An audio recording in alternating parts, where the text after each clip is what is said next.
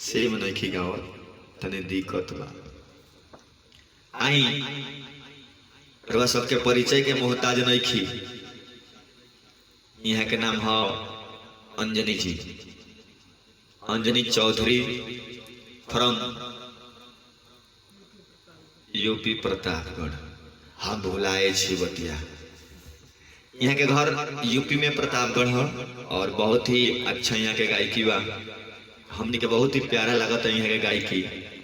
रोज सब अपन आशीर्वाद प्यार दे बनैले रह यहाँ पर कि यहाँ के हमेशा अपन परफॉर्मेंस रोज सबके बीच रखी। अच्छा अंजनी जी देखनी महाराज, हम ना कुछ कहनी, यहाँ के नाम धनी तो यहाँ के इतना हंस दनी है ना। सुनी है ना, हमारे ही बता के हंसी मत तो हंसत कहे बानी। बोलिए ना क्या बात बा? आप हमसे कुछ पूछने वाले हैं। ए भाई तो हम पूछबे करे, हम तो खुलेआम पूछ रहे का जी।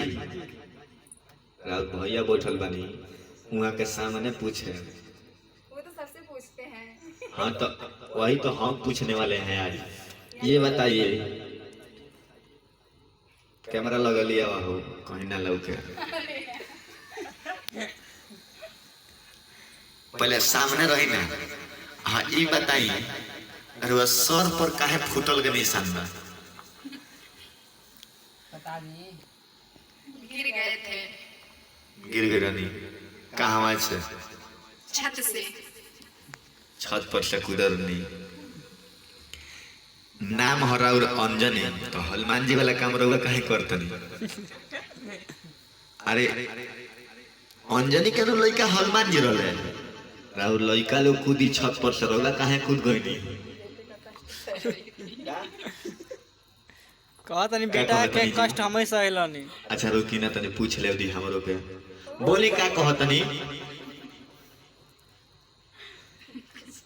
कहीं ना दुका कनी हो।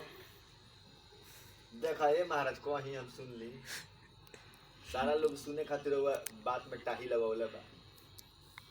बोले हैं कि बेटे का कष्ट थोड़ा हम ले रहे थे। अच्छा यही से कूद गई नहीं। बड़ा रहुआ जान जाए जे समझदार व्यक्ति बानी। जाए नहीं हनुमान जी वाला सारा शक्ति रहुए में आ जाओ। हाँ कौन गाना है? अरे तो एक लाइन सुना दी ओकर बाद से हो जा पूरा लाइन गाएब नु। हां तो गाई। जल ढारे चलल जाई बैजू के दुआरी। आ बोला यहाँ का लास्ट वाला लाइन को बता नहीं। कि अरे चढ़ गइल सावन राजा कहली तैयारी। इनु हो तो गाई नहीं, अरे गाई नहीं तो रवा मुंह से गाना सुन के लोग खुश हो जाला। गाई आंखिए से गाए। अच्छा नकिए से गाए। अरे मुंह से गाए। एक बार और आप बाकी सुना लीजिए। हेलो अरे चढ़ गइल सावन राजा अरे कहली तैयारी। गाई चढ़ गइल सावन सैया। और अच्छा से थोड़ा नॉर्मल से गाइए, कोई दिक्कत नहीं है। नॉर्मल से अच्छा नहीं लगता है। अच्छा यहाँ पे अच्छा नहीं लग रहा है। हरी चल ढारे चल जाई भोला के दुआरे। चली यहाँ के ओइजा से भेज निकाल के। हाँ अभी मत जाइए, जाए अभी भागा लगल। हम जले कहे ना तले जाइबू ना, अब जा।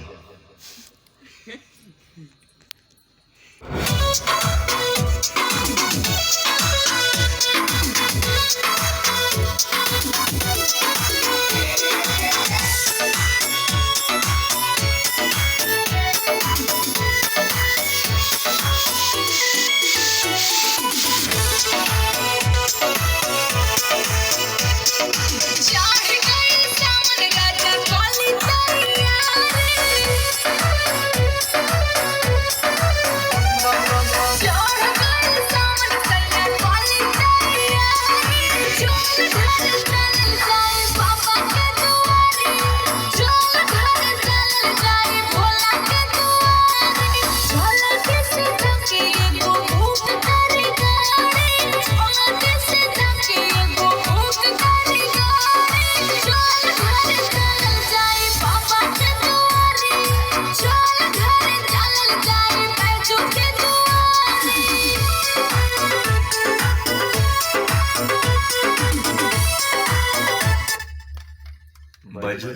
कनी हो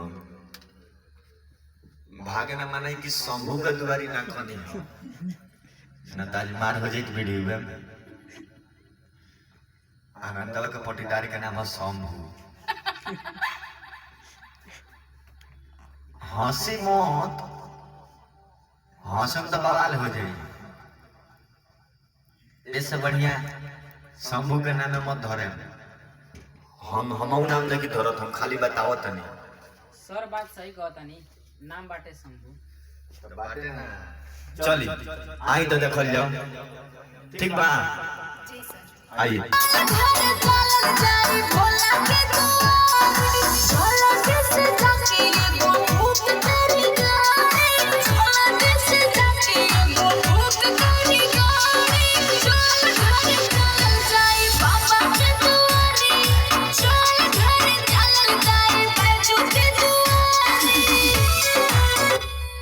चली बैजू तो कह दो नहीं। हाँ बैजू हमारा फुआ का लड़का के नाम है। वो बेचारा ना खिंचाई हमारा बराबरी बा। खिंचाई तो हम पटका पटकी कह के मना ले। लेकिन बैजू के बाद शंभू मत नाम धरे। एक बार और वार्निंग दे तनी ऐसे कि आनंद तो ठीक हो ओकर पटीदार ठीक ना हलो तुरंत जान जाए लगी डंटा के बात होके लाठी से आई अंतरा में आई माने जल ढारे चले के विचार बानू जी सर। तो बांडी टायर गो। अरे बैलगाड़ी ना बांस जन बांस बैलगाड़ी में ना जाओ जाएंगे। आखिर बांस बस बांध दिया कोनो बस के ले जाके बसवानी में बांध दी सो बस बस बस बस रहे दी हम बुझ गए कि बस बांध दे। चलिए आई अंतर में आई ठीक बा जी सर। स्टार्ट कर जाओ रेडी 1 2 1 2 4 स्टार्ट।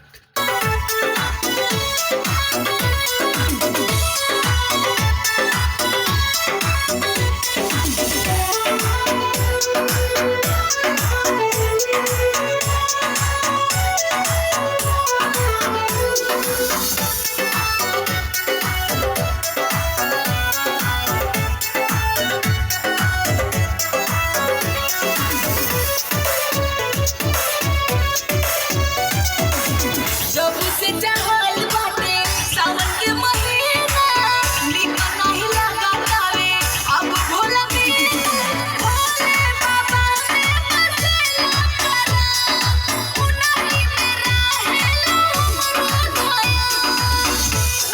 में रहेला हमरो दया छूटे नहीं पावे राजा पहिले समारी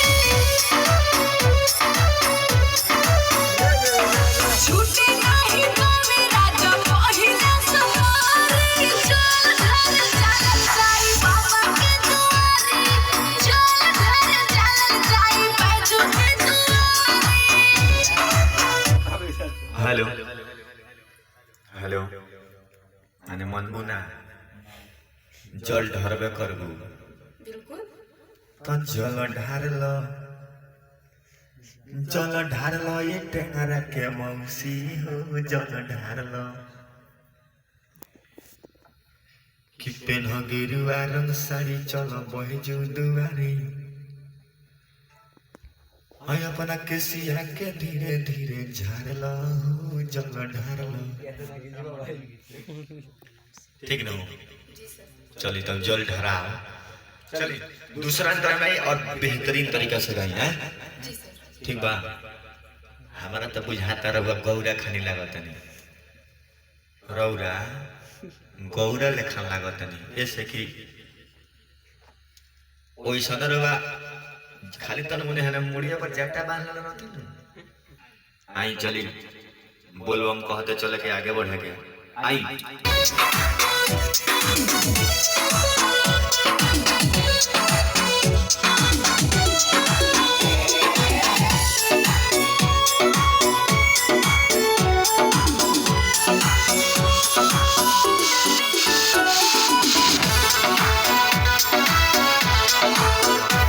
सुल्तान गंजावा से जलवा भराई ओही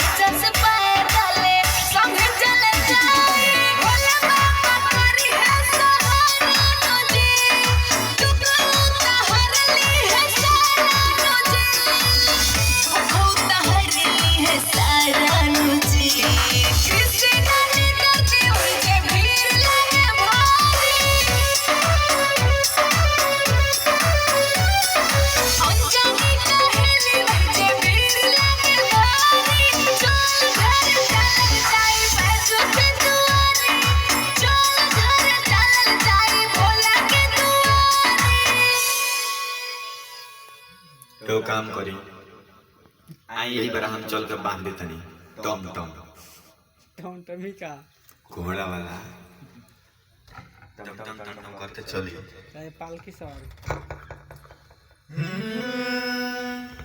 आई है ने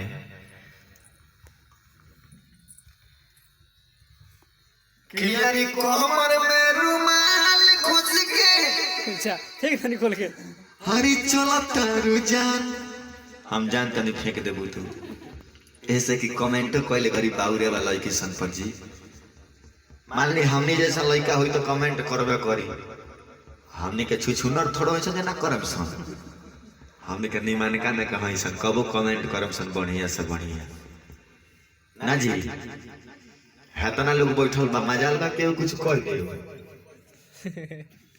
एही में हमार लड़का बैठल बा पियर का शर्ट वाला हमार लड़का है आपन लड़का है खुद अपना माई के पेट में से आई बा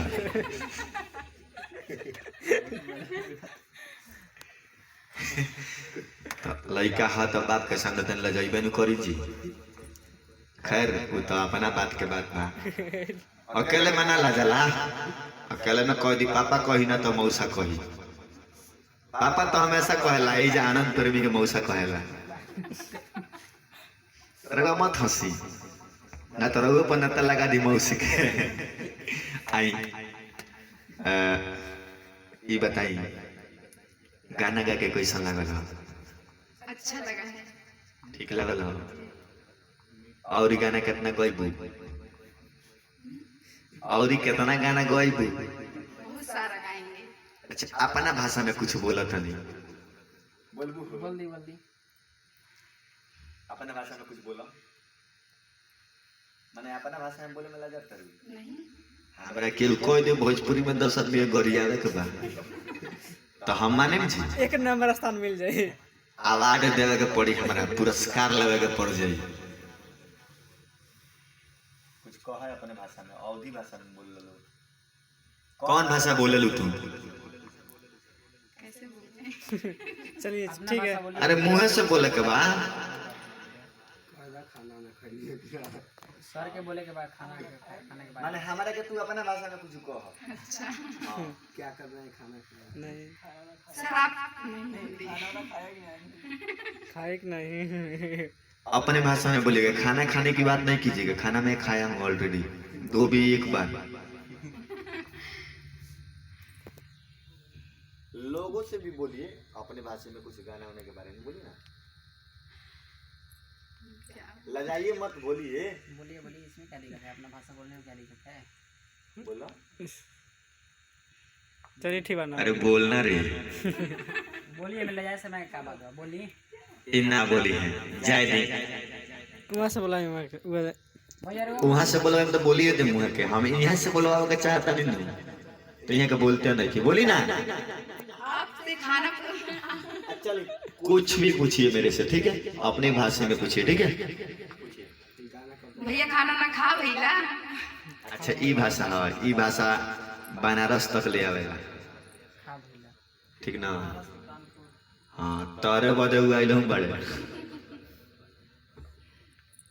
चलिए रोज सब बताए कि वीडियो कैसा लगल कमेंट करब शेयर करब जितना भी मस्ती की बात होला एगो रोज सबके हंसे हंसावे के बात हो रोज सब वीडियो के अपन आशीर्वाद प्यार दे फिर हमने क्या होता है अगला वीडियो में तब तक बनल रही देखत रही और अपना आशीर्वाद प्यार देते रही नमस्कार प्रणाम जय भोजपुरी।